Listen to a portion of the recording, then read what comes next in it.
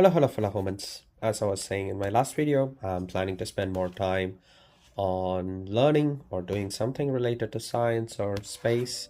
So, probably, yeah, let's start from here.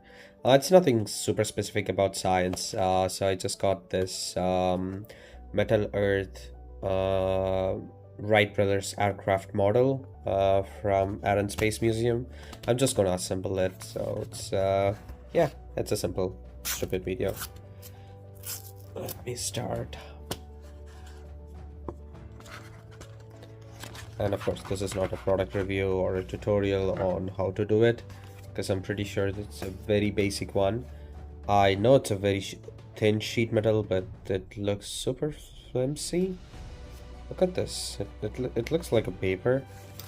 But anyway, the reason why I bought this was when I was in the Air and Space Museum, I was super impressed on the Wright Brothers aircraft part than the actual moon landing part.